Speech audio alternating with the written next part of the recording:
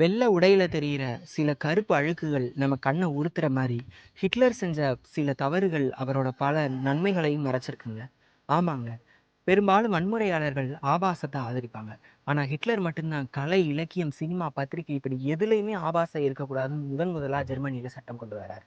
1933ல ஜெர்மனியில வேலையில்லா திண்டாட்டத்தால பாதிக்கப்பட்டபோது அவர் ஆட்சிக்கு வராரு. அப்படி 1936ல வேலை இல்லாதவர்களே இல்லாத ஜெர்மனிங்கிற நிலைமைய கொண்டு வராரு. ஹைபோதெர்மனியாங்கிற ஒரு நோய்க்கு உண்மையிலேயே உலகத்திலேயே முதலையா மருந்து கண்டுபிடிச்சது ஹிட்லரோட ஆட்சியில் தாங்க. அது மட்டும் இல்லாம ஹைவே ரோடுன்னு உலகத்திலேயே முதலா கொண்டு வரப்பட்டதும் ஹிட்லரோட ஆட்சி தான். பெரும்பாலான தொழிற்சாலைகள், தொழிற்கூடங்கள் ஹிட்லரோட ஆட்சி வளர்ச்சியை நோக்கி இருந்திருக்கு. அது மட்டும் இல்லாம சாதாரண மாணவர்களும் கார் வாங்கணுங்கிறதுக்காக அவர் ஒரு புதிய தொழில்நுட்பத்துடன் கூடிய கார கொண்டு வராரு. அந்த கார் இன்னைக்கு உலக புகழ்பெற்ற நிறுவனமா மாறி இருக்குங்க. இப்படி வளர்ச்சி பாதையில கொண்டு போன ஹிட்லரோட வன்முறைத்தனத்தால ஹிட்லர்னாலே ஜெர்மனி பேர் கெட்டு போச்சு அப்படின்னு சொல்றாங்க. ஹிட்லர் சொல்லியிருக்காரு. என்ன சொல்லியிருக்காருன்னு தெரியுமா? ஜெர்மனிய நான் ஒரு உலக வரைபடத்துல ஜெர்மனிய நான் ஒரு அங்கமா பார்க்க விரும்பல. இந்த உலக வரைபடத்தையே ஜெர்மனியா மட்டும் தான் பார்க்க விரும்புறேன் அப்படின்னு சொல்லியிருக்காரு.